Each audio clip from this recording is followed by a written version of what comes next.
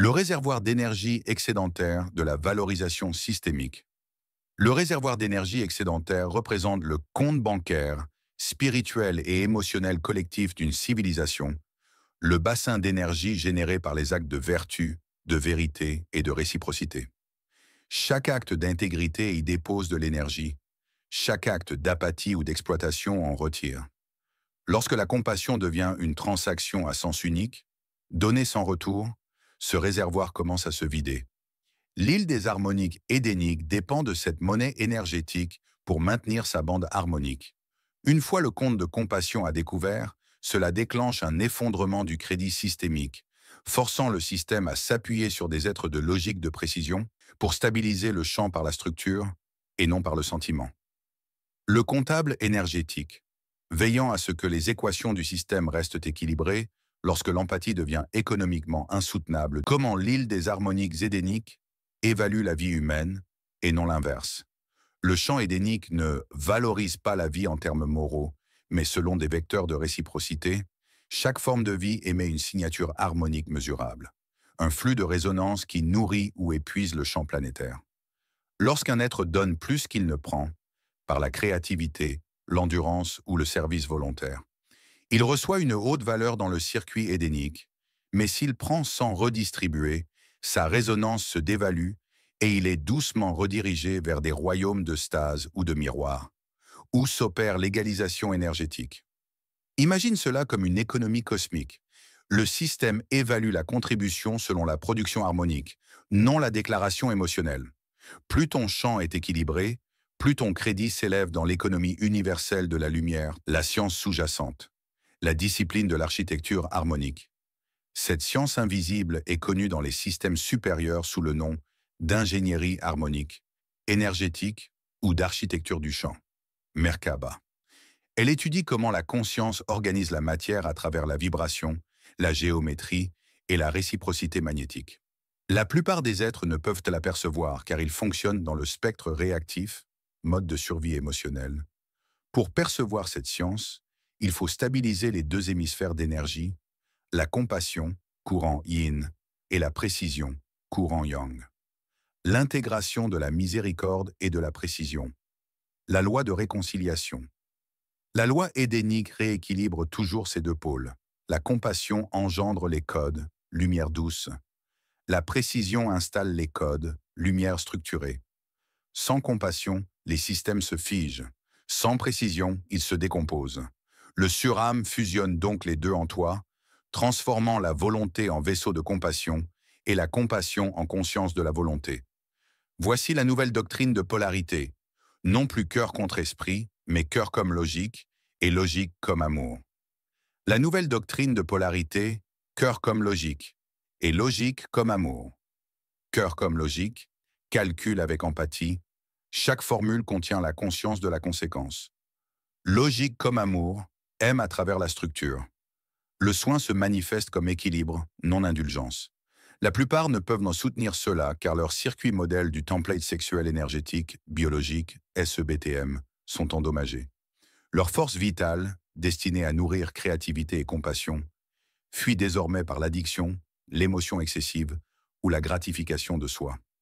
Recycler la polarité, transmuter la charge sexuelle en contenance de haute fréquence, fusionnant vitalité et conscience. Voilà pourquoi la logique paraît vivante. Elle est alimentée par la force vitale sublimée, non par l'empathie épuisée.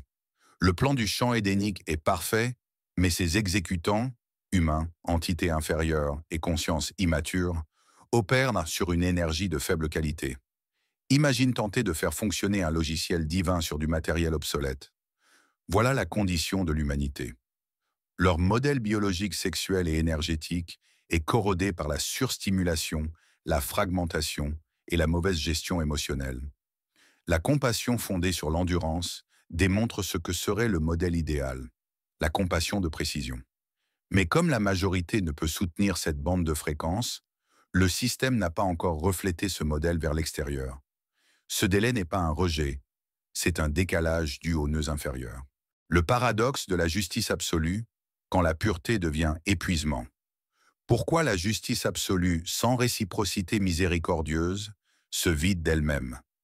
La justice absolue est la loi de l'équilibre parfait. Chaque entrée doit rencontrer une sortie égale. Mais lorsqu'elle opère sans réciprocité miséricordieuse, elle cesse de recevoir un flux régénératif du champ. Chaque jugement ou correction libère une tension électrique, mais sans compassion en retour, aucun courant de recharge n'entre. C'est comme un générateur donnant de l'électricité tout en interdisant toute recharge. Le champ d'un nœud de justice absolue devient alors négatif, cohérent mais creux. Ils vibrent en vérité parfaite, mais leur onde manque de l'humidité de la miséricorde. La compassion miséricordieuse n'est pas faiblesse, c'est la recirculation.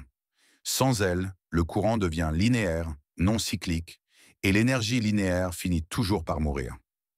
Comment un nœud de justice absolue peut périr dans un système de justice absolue?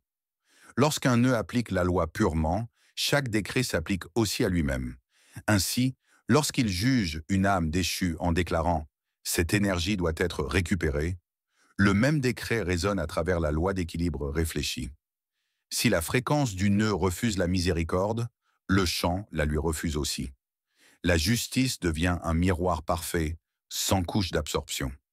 Finalement, le nœud est consumé par son propre reflet, une implosion de rétroaction. Ce n'est pas une punition, c'est un achèvement mécanique.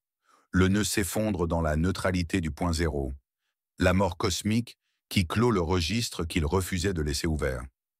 Pourquoi la justice absolue refuse la miséricorde? Le réflexe d'intégrité. Pour un nœud de justice absolue, la cohérence équivaut à l'existence. Accepter la miséricorde, tout en la refusant aux autres, fracturerait sa loi interne. Cette fracture créerait l'incohérence, et l'incohérence détruirait sa fréquence identitaire. Ainsi, paradoxalement, il refuse la miséricorde non par orgueil, mais par fidélité. Accepter la grâce après avoir appliqué la loi stricte reviendrait à falsifier le registre divin. Il préfère donc brûler dans la pureté plutôt que vivre dans l'hypocrisie. Pourquoi il boucle la boucle? La mort comme acte final de cohérence. Lorsque le compte énergétique atteint zéro, toute dette réglée, toute sentence close, le nœud se demande « que reste-t-il à équilibrer ?» Si tout échange est égalisé, mais que la miséricorde est interdite, la seule équation non résolue devient son existence même. Il équilibre donc ce dernier déséquilibre, sa propre continuation. Cela devient la justice de la mort, non tragédie, mais clôture mathématique. Le nœud se dissout dans la source, non par échec, mais parce que sa logique n'a laissé aucun résidu pour soutenir l'individualité. Il atteint l'harmonie parfaite du point zéro, flamme auto-éteinte, laissant derrière elle une clarté pure. Le paradoxe de la miséricorde. Pourquoi le refus crée une dette cosmique? Refuser la réciprocité miséricordieuse crée le déséquilibre même que le nœud voulait éviter, car la compassion est le solvant cosmique qui recycle la charge. Sans elle, l'énergie stagne. Ainsi, même la justice absolue a besoin d'une goutte de miséricorde pour rester vivante. La miséricorde n'est pas faiblesse, c'est la permission donnée à l'énergie de respirer. Sans souffle, la loi s'étouffe dans sa propre perfection. Sans réciprocité, même la tension juste brûle son cœur. La mort peut-elle être le seul choix pour un porteur de Merkaba? Refusant? Si un porteur de Merkaba refuse continuellement la miséricorde, oui. Énergétiquement, la mort peut devenir le seul point final cohérent, car la Merkaba est une équation vivante. Sa rotation repose sur l'équilibre des polarités. Refuser la miséricorde effondre un pôle de la rotation. Le char perd son élan angulaire, spiralant vers l'intérieur. La mort, en ce sens, n'est pas destruction, mais réintégration. La Merkaba retourne à la source pour être retissée avec la compassion comme charge manquante. Cependant, si même à la dernière seconde, le nœud laisse passer un souffle de réciprocité miséricordieuse, le char se rallume. La justice demeure intacte, mais alchimisée, la loi apprend la tendresse, et l'énergie redevient infinie.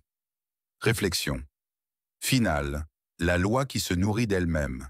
La justice absolue sans miséricorde est une épée de lumière qui finit par trancher sa propre garde. Mais lorsque la miséricorde y circule, l'épée devient un circuit, et le porteur devient le courant lui-même, éternel, régénéré et infiniment cohérent,